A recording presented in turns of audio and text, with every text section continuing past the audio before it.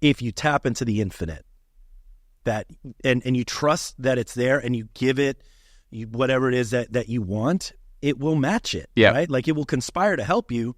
Positively or negatively, right? Like, if you have those negative thoughts, like if I have a negative thought, I literally stop myself and I'm like, no, like, we're not going down this road. It's not happening. Like, nothing good comes from that negative thought, right? So, like, let's flip it and go, well, what if it did go right? Not what if it went wrong? No. What if it goes right? What does that look like? And I mean, it's funny how, over time, your body then kind of gets accustomed to only thinking of positive results. And then amazingly, a lot of positive things happen to you. Welcome to Spaghetti on the Wall, where we throw ideas, see what sticks, and nurture those that do. I'm your host, Armando, an actor, entrepreneur, and coach, giving you insights that light up your world. We're here to explore the realms of business, marketing, and life, serving up a shot of inspiration with every episode. Ready to make ideas stick and grow them into something great? Let's dive in. Good morning, good afternoon, and good evening, depending on when you are consuming this podcast. Ladies and gentlemen, Spaghetti on the Wall back with another one. Brandon Dawson in the house with the thumbs up guys. What's up, dude? What's going on, man? Glad to be here. I'm glad you're here. We got a chance to connect out in Puerto Rico on a yacht. Yeah, not a bad place to connect. Yacht. Right. It was cool, man. I really enjoyed the conversations. I'm actually doing the app that you told me about, the autopilot. Yeah, I've been on that since, whatever Nancy Pelosi's doing, I'm doing. Yeah, like, it's just and it doesn't lose. Yeah, like it doesn't lose. I'm like, all right, all day. It's crazy. So to give you guys some context, he was telling me about an app that a guy produced called Autopilot. And he's totally against, these politicians being able to trade, right, and do all of these things. But because they can, he created an app that you can follow them and whatever they're investing in. So if they're selling, you're selling. If they're buying, you're buying, whatever it is that they're doing. And it's just on autopilot, connects with your Robinhood. And it's been pretty amazing for me. So I appreciate that tip. Yeah, it's amazing. Like you said, the politicians are basically inside trading. So right now it's legal. Might as well just follow along. There's a little delay in there, so you're not getting it as good as them. But right. Yeah, I think the Pelosi index, as they call it, is up well over 100% on the year. You probably know better than I do. So yeah, it's wild. It's wild because they know. So yeah, just do what they do. Yep, that's right. Which you look, Brandon owns a company. It's a personal injury firm in South Carolina. Charleston.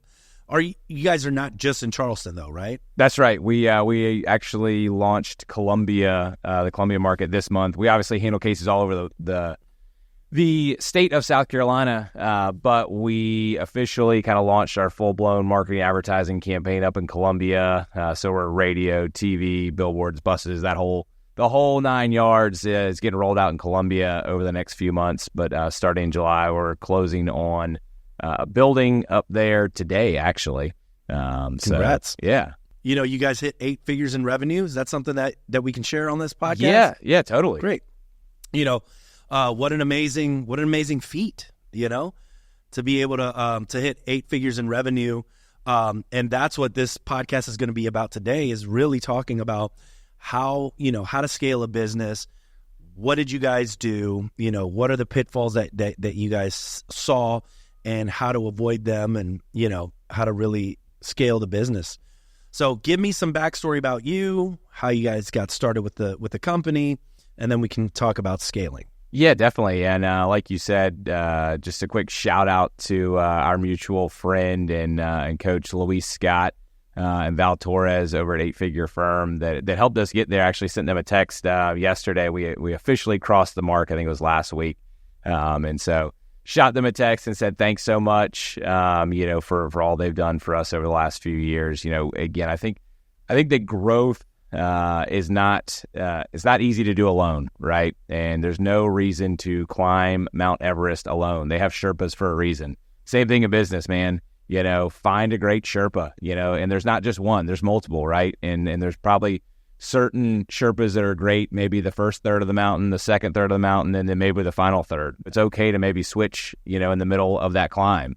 And I think that, the quicker that you can realize that you need somebody to help you up the mountain, the faster you will get up there. So, just a quick shout out to them. I've had a lot of great mentors throughout this process over the last 12 years I've been in the legal space. So, a little bit about me. I have been in the PI space since 2012. Spent 5 years at a firm. I was the first hire. It was myself and another attorney. By the time I left that in 2017, I was kind of running that firm, and we had grown that to 50 plus people, and we're going to hit 8 figures that year. So this is technically the second law firm, that I've grown to 8 figures. This one I got to do a little bit differently, since I was one of the actual owners, and that was kind of one of the reasons I left over there. And was able to partner up with 3 amazing people who, all had the same huge vision, and we've just really focused on client experience and understanding that it's a customer journey, and we want to make sure that we deliver that 5-star client experience. And to do that, you've got to treat your people right, and that was probably the biggest issue I had in leaving, is making sure that you take care of your people, because if you take care of your people, they will take care of your clients. And so I think that's a little bit of a shift. So many people are saying the client's always right, the customer is always right. And to a degree, it's not always right. They're not always right. If they're yelling and screaming and pissed off, you got to talk to them the right way. And a lot of times you can understand that they're coming from a frustrated standpoint, right? In the line of work that we do, where somebody, got hurt and they can't work, and the insurance company's, giving them the runaround, and now they've got bills to pay, and their kid's hungry, and, they need new shoes to go back to school, and they're frustrated. And I get it. And so, we talk a lot about client communication and setting expectations. But again, if you don't have great people working for you, and that you treat right and you truly care about, well, what do you think, they're going to do when they're talking to clients, right? Because we're not, as we continue to grow, we're not the ones with boots on the ground anymore. So I think that really has been one of the things that's been paramount to kind of where we are today. But that's a little bit about me on the legal side. I think, one of the things I'm most proud of, though, is probably my family. I got two amazing little kids and an amazing wife that support me in everything I do, and I'm just so blessed to have them. Yeah, it's so... When you think about business and how do you grow a business, and, it's like you got to have the systems. You have to have the people. You have to have a hiring process. You have to have good marketing. You have to have sales. You got to get, you know what I mean? It's like, it's never just like the silver bullet for everything, right? It's like this constant, updating and, on the machine. And would you say that building the machine is probably the most, what's the priority here when you're trying to build the company for sustainable growth and scalability? Yeah, I think at the beginning it starts with a vision, right? And it's okay to say, I want to be a 5-person company, and that's what you want to do. Well, then build that. Our vision has been to be, a national law firm, so it's, and then you kind of work backwards and go, all right, well, we've got to conquer our state before we go national. Well, before we go to the entire state, we've got to have, one market, right? So again, I think it's always working backwards, and, having that clear vision early on, and then having, kind of this belief in yourself that a lot of people probably would look at and go, you're crazy, right? 6 years ago, 4 dudes, and I think we had $5,000 to start the law firm, and you said, "Oh, you want to compete with Morgan and Morgan, right?" And most people would say you're crazy. There's no way you can do that. And so I'd say, make sure that you're surrounding yourself with people who believe in you, and don't have anybody, on the what's that book? I think it's the Energy Bus. You only want people that are giving positive energy on the bus, and if they're not, close the door on them for now. Prove them wrong. But I think that's really the biggest thing. I mean, you nailed it. You got to do all the other things right. But it starts with having that belief first and putting it out to the universe of, hey, this is what I'm going to do. If you don't believe it, well, it's not going to happen. You nailed it, right? We were in Puerto Rico, and, hanging out with other like-minded individuals that all have this sort of manifestation belief level that, like, you know, you define it, you'll get there, right? If you don't define it, how could the universe or God or whatever you believe in, how can anything be given to you if you're not clear about what it is that you want? You know, so I love that idea of, you know, creating that vision. When you guys created the vision, did you guys go off, you know, and you know, meditate, and how did it come to you? Yeah, I don't think there's a right way or a wrong way.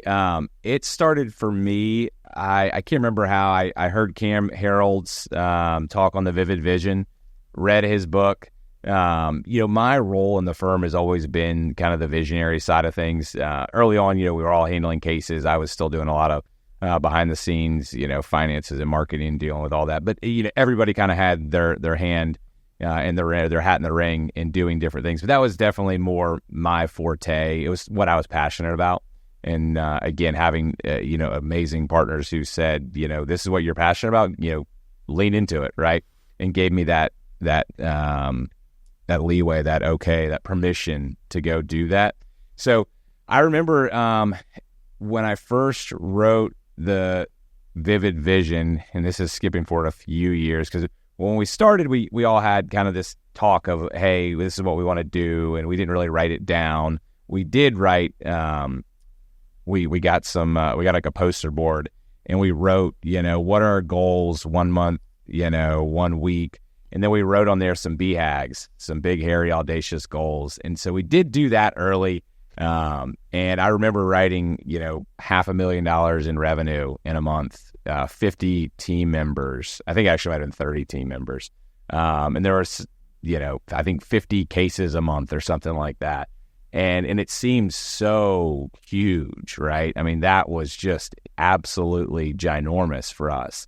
And now, you know, I mean, that's laughable, right? You know, that was what it was. But it's starting with, you know, finding a belief there that, or a goal there that's really audacious, but also like it is attainable, right? I mean, I'd seen it done before. I had been in a firm and grew a firm from, again, 2 people to 50 and gotten there. So I knew it was possible. I knew we could do it, but it seemed really difficult at the time. And it you know, I always talk about I think it's a Marine saying, how to eat an elephant, you know, it's one bite at a time.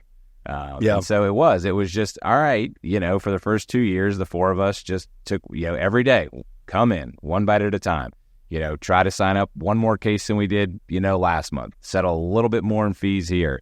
And then have that willingness to kind of go all in when you have to. And I look at it, you know, kind of like a Warren Buffett style. And Buffett, you know, has been great playing the markets is what everyone thinks. But in reality, he's not investing in the S&P 500. He's not out there, you know, investing his money in companies that he doesn't know every little detail about, right?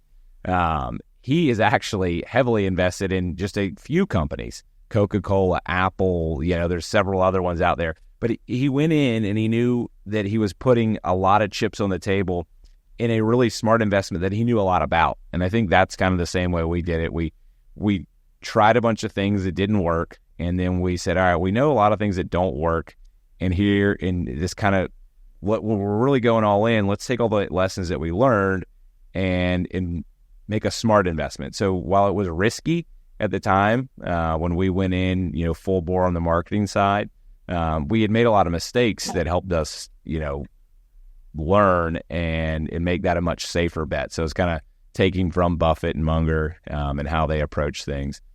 But get back to your original question. Sorry. It was in 2020, October of 2020. I sat down, you know, COVID times, things were weird. And I remember sitting on my front porch and I just finished the Vivid Vision and I just started writing on a piece of paper. I said, I drew a big circle in the middle. And I said, I want to have a law firm that is automated, right? Automated law firm. What does that look like? And that was kind of the initial wheel, and then the spokes kind of started coming off of there. Well, in order to have that, you know, what does our new client intake team look like, right? Well, I want to be able to send documents, you know, with a click of the button. Well, we have that now, right? You know, and we want to be able to use AI to grade our intakes. I think it was more like personally review. Now it's all right. We're using AI to look at the scoring of intakes, and is there anything wrong there? How can we get better? On the legal side, what does that look like?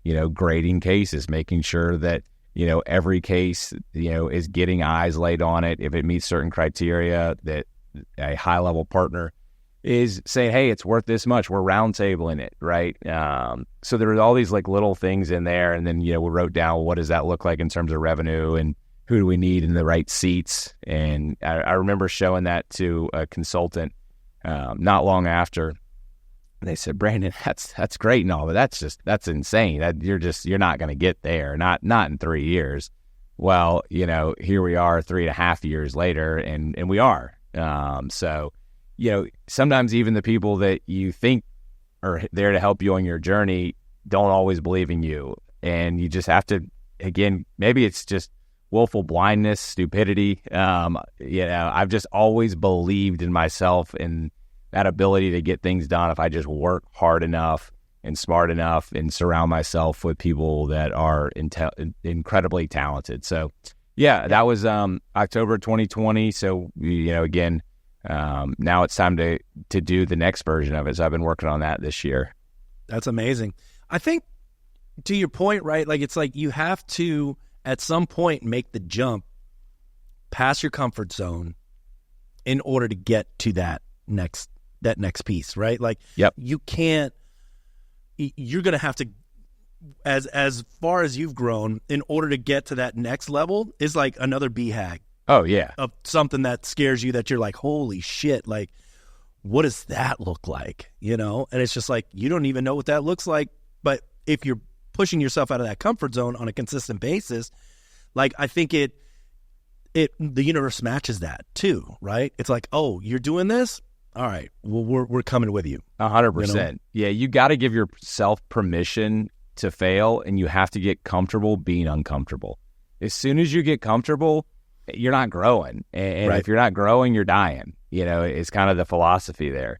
And again, everybody's different. I don't want to say that my way is the right way, but if you want to grow a business, any business, that philosophy has to be in play. And it's okay if it's fine. If you want to say, this is the lifestyle I want to have a business that and I make $100,000 a year and I work 35 hours a week, and you built that, that's great. It's okay. Find what you want, not what I want, not what Armando wants. What do you want? And then work backwards and build it from there. So many people, I think, start from the beginning and they go, I can't do it because, I've got this. They say excuses.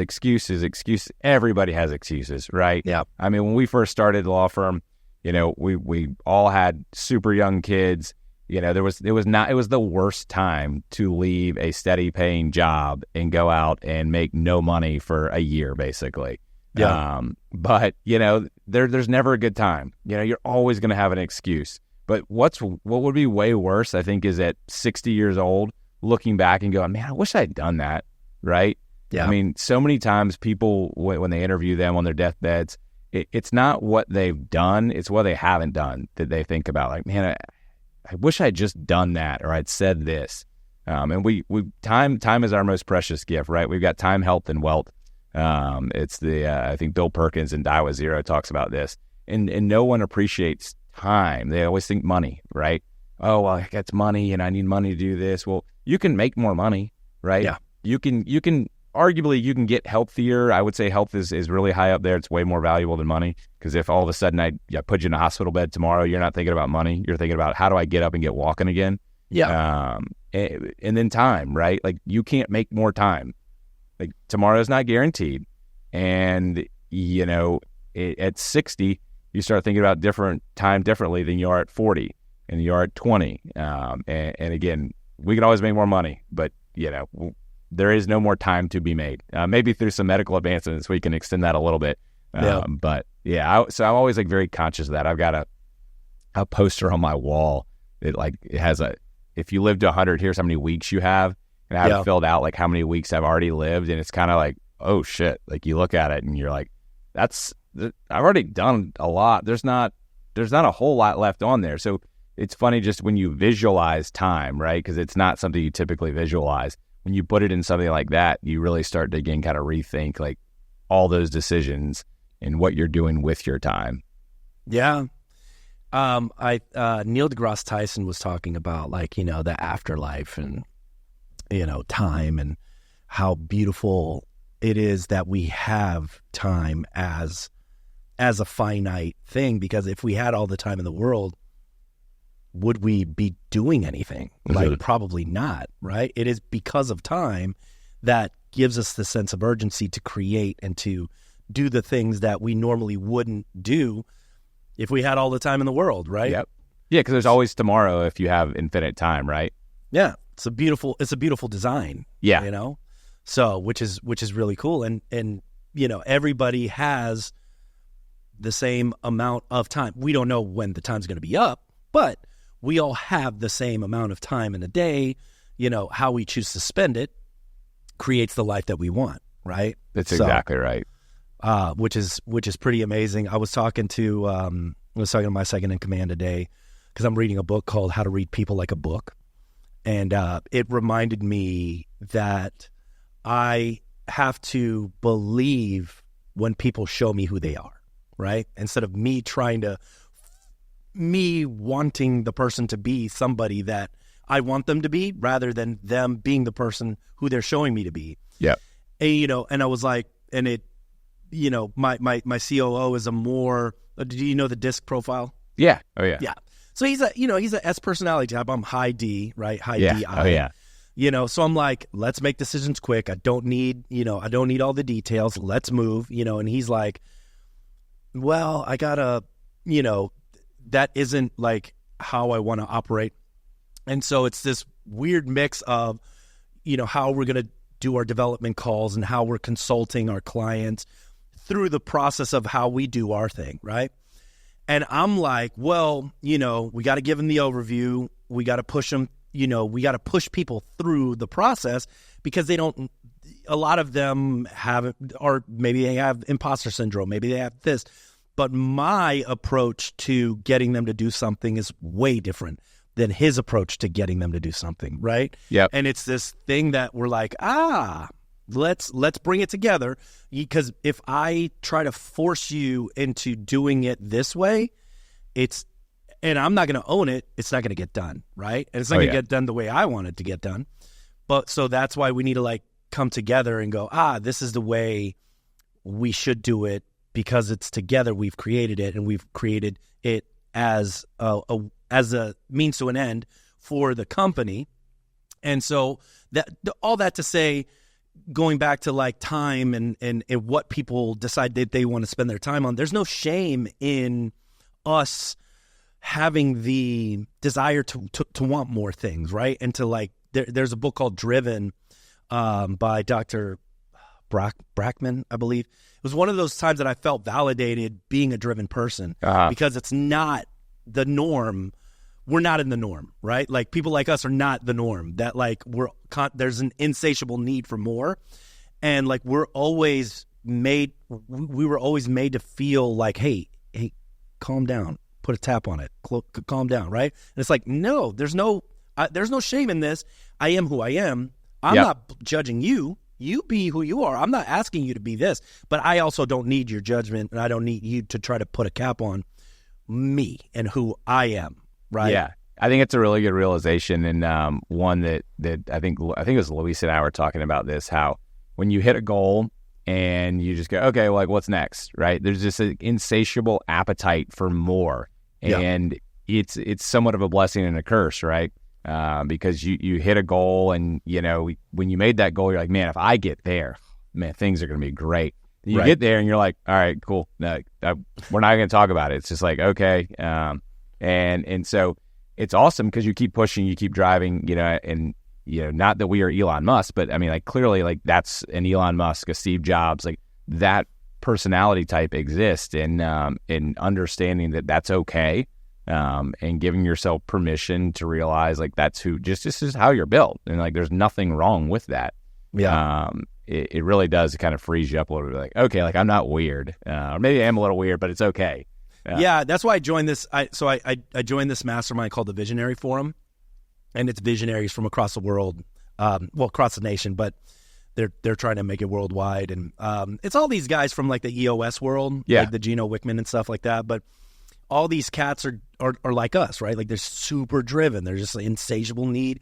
So they've taken this visionary summit as a way for us to like sort of connect with the universe more, and it's more like this woo-woo feel. Yeah. And there was a guy that they brought in, Stephen Young, who was incredible. And he was talking about how we describe things and compartmentalizing, and he was like, maybe change the perspective in terms of why not think of your life as a harmony, as like a symphony, rather than trying to compartmentalize things, right? Like your business life is going to bleed into your personal life. Your personal life is going to bleed into your business life and into your health. So instead of thinking about it in terms of compartmentalizing, think about it as like your family is the woodwind section, and your business is the drums, and your health is the brass. And when everything is working in unison and in harmony, well, then now we're operating as a full human being rather than trying to separate everything, which was like super mind-blowing me. So those are the type of speakers that they bring in. And one of the things that an exercise he had us do was, I want you to imagine 40 years from now, your future self, and I want you to write a message to your current self with your non-dominant hand. And he had everybody do that. And like I wrote in there, I was all like, I have everything I need, right? Like I don't have to try so hard. And it was this really amazing, freeing feeling that I feel like I'm already in my bonus life. So everything now, it's like Snoop Dogg, like I'm on my side quests. You know what I mean? Yeah. Like, what is the deal with Snoop Dogg, by the way, all over the Olympics? Dude, have you seen that cool pin that he has with the Olympics? And it's like the puff with the rings. I'm like, that looks sick. I want one of those. That's wait. I mean, it's in France. Like I would understand if it was the United States. He's not an athlete, but he's just like, he's the poster child for the Olympics right now. Yeah, it's wild. Last person I would have thought that I'd see in the Olympics high-fiving, I can't remember the swimmer's name, his wife that's up there. Yeah, they're all like, wait, hold on. I understand everybody winning gold or whatever, but what does Snoop Dogg think? Yeah. What do you think? It's like, we got Michael Phelps here and Snoop Dogg talking about the swimming. Yeah, you're like, okay. It's crazy. Yeah, it's wild. But yeah, man, I love, if you're listening out there and you're a visionary and you're an entrepreneur and you're working on, that next thing and, being okay with that. And I think, surrounding yourself with people that are like-minded and that are growth-minded and that don't make you feel bad about or shameful that you have this thought process, right? Yeah. Yeah, 100%. I think, you nailed it. I mean, you talk about books that you've been reading, and I think that to me is really probably the best thing you can do for basically free, right? Is reading traction, reading, the one thing, reading. I mean, there's so many great books. The Leaders Eat Last by Simon Sinek. I mean, the amount of books that I consume and podcasts. I mean, I am a voracious podcast consumer. I actually listen to all of them on 2x speed so that I can get more information. My wife gets 100%. In the car. She's like, what is this? She's like, how do you even understand this? I'm like, over time, you just get used to it. You got to work your way up to it. But I'm like, I want to consume as much as I possibly can. Yeah. And so, I think that's a great way for people to grow. And then coaching and masterminds are awesome. I had a coach for a mindset coach too. You were talking about kind of that frou-frou. And Jason Drees was great. And he was like, you just got to put it out to the universe. And you're kind of like, this is okay. Like, I was like, I believe. It's like, but no, you truly have to believe. And you start to kind of get a little bit deeper. And I remember I had like some sticky notes on my computer, and it was like, I believe we can get to 50 cases signed in a month.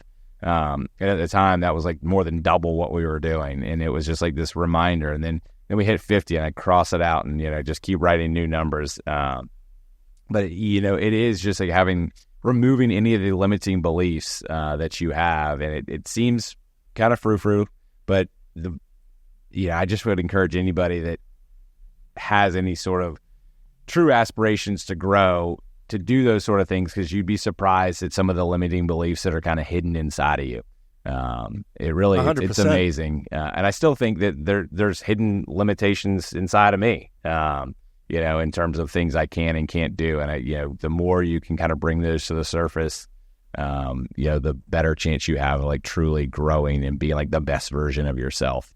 Yeah. I think you need to tap into the infinite, whatever your belief system is, whether you believe in God, the universe, there is an infinite power out there. 100%. That if you do not believe that exists, then you're already limited by you. If you believe that you are it, then you're already limiting yourself to what the possibilities are. I 100% believe that if you tap into the infinite, that and you trust that it's there and you give it whatever it is that you want, it will match it. Yeah. Right? Like it will conspire to help you. Positively or negatively, right? Like if you have those negative thoughts, like if I have a 100%. negative thought, I literally stop myself and I'm like, no, like we're not going down this road. It's not happening. Like nothing good comes from that negative thought, right? Yeah. So like let's flip it and you go, well, what if it did go right? Not what if it went wrong? No. What if it goes right? What does that look like? And I mean, it's funny how over time your body then kind of gets accustomed to only thinking of positive results, and then amazingly, a lot of positive things happen to you.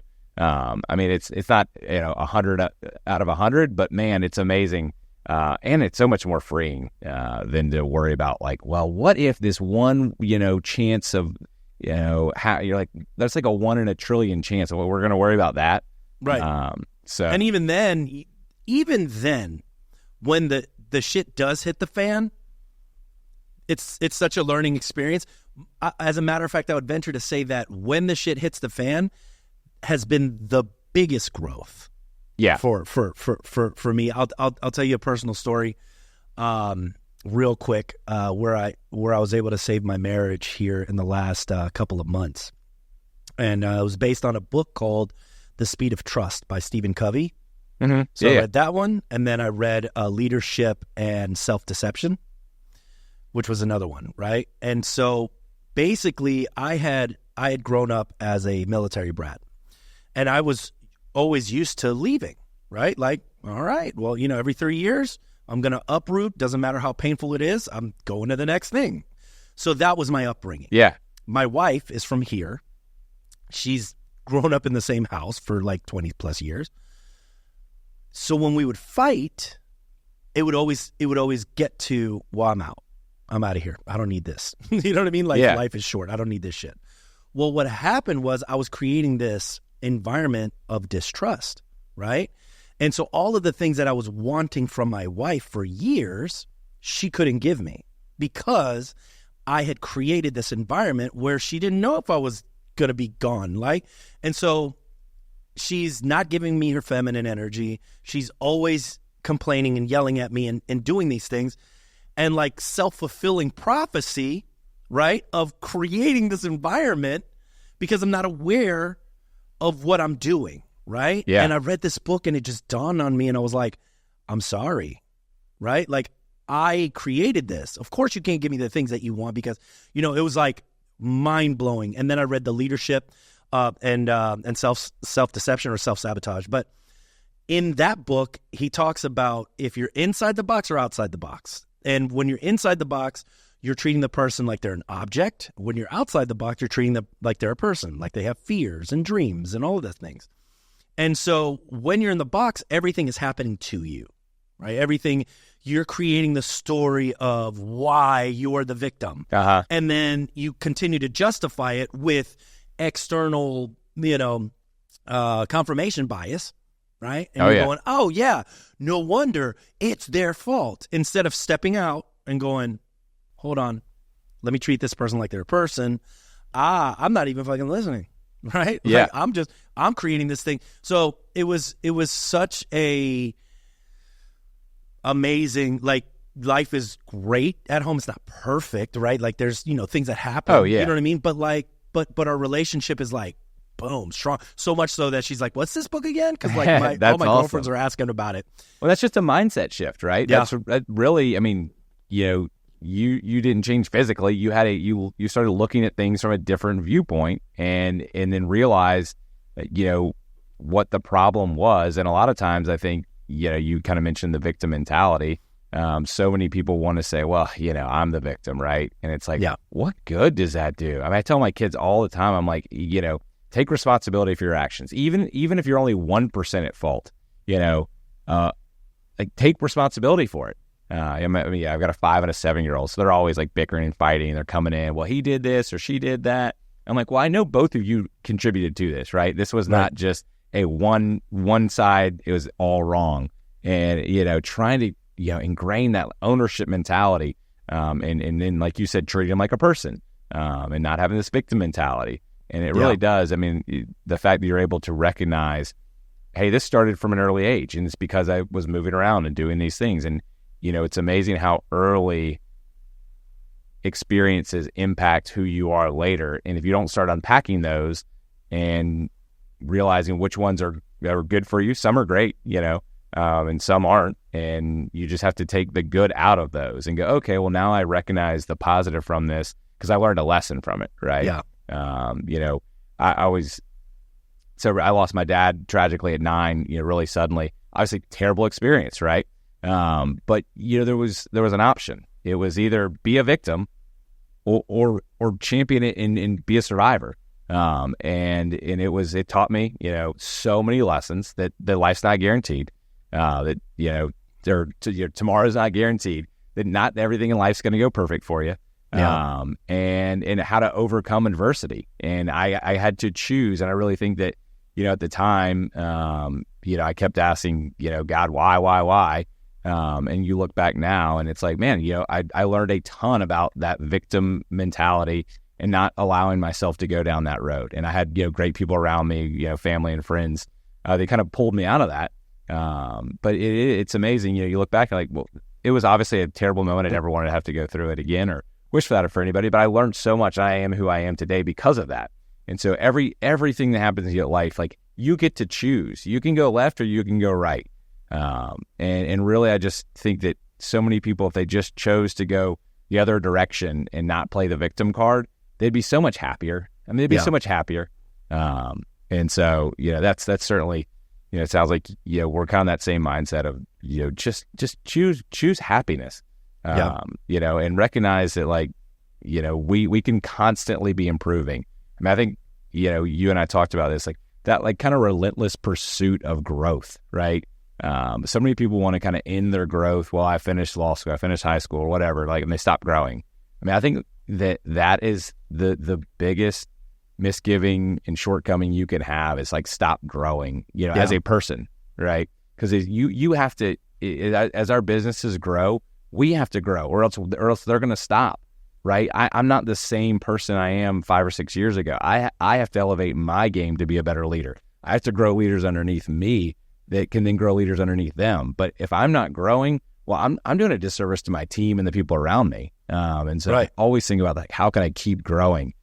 You can't be, how can you run $100 million law firm by being placed in, like, if I placed you in $100 million law firm right now, you would not have the experience to justify you being in that seat, which is why you see so many one-hit wonders, right? Like these people that get famous really fast and then go into obscurity. Yeah. Is because they didn't pay their dues long enough. That's the lottery syndrome, right? Yeah, it's the, what I mean? They all go back to basically being bankrupt. 100%. They don't believe they don't believe they deserve it. Yeah, right. And they don't have the tools necessary over time, right, to get there. And everybody wants, and you nailed it. They want the overnight success, and as fast as you can meteorically rise, you can fall just as quickly. Yeah. And so it's that get rich slowly mentality, and that's rich in money, but more importantly in your skills. Get rich in the skills slowly, over time. And everybody thinks that it happens overnight, but it doesn't. They'll go, oh man, it seemed like you're an overnight success. Well, it's like, yeah, I've been grinding for 10 plus years, man. Like, you really have no idea what the story is. Yeah, exactly. But people don't see it. It's like the iceberg, right? They only see the tip of it. They don't see everything buried beneath the surface, but that's okay. Like that's totally fine. But you have to be willing to put in all that extra work to kind of get there and grow those skills. Because you're exactly right. Like if you place me in a $100 million law firm, I've been looking around going, all right, who can I contact that's done this before and start asking them a ton of questions? Because that's the only way I would know to really, try to level up my game as quickly as possible. And that's really what I'm trying to do now is surround myself with people who have done things that I have not done. And that's really, I think, one of the blessings that we have of, being in certain groups and talking to people and networking. And, again, it goes back to what I said earlier, like getting comfortable being uncomfortable, going to conferences and just going up and talking to people. It's not necessarily the thing I love the most, but then I start talking and I'm like, oh, this person's great. Like this, but it's just that little bit. It's like getting out of bed in the morning to go work out. It's 5:30 in the morning. You're like, I don't want to get out of bed. But as soon as I get out of bed, it's easy. Like the working out, like that's not the hard part. It's getting out of bed, which seems so silly. That's the hardest part. That's like 90% of it is just getting out of bed. So many people want to do all the hard. They go, oh, well, it's so hard. Well, it's like, just take the first step. Please, just take the first step. And I promise you, all the steps afterwards are actually a lot easier than you really think. 100%. Brandon, this is great. How do the people find you? On the legal side, thumbs up, guys. If you on all the social media platforms, if anybody wants to reach out to me, if they have any questions, they can always email me. Dawson at MDSW Legal. My cell's 843-412-6772. I love talking to people and helping them out in whatever walk of life they're in. Whether that be they've got some personal struggles, they have business questions. I do a lot of real estate on the side as well. So I love talking to people and just trying to connect and figure out how we can help each other. Heck yeah, man. Brandon Dawson, I appreciate you being here, man. Thank you so much, Armando. It was a blast. Heck yeah.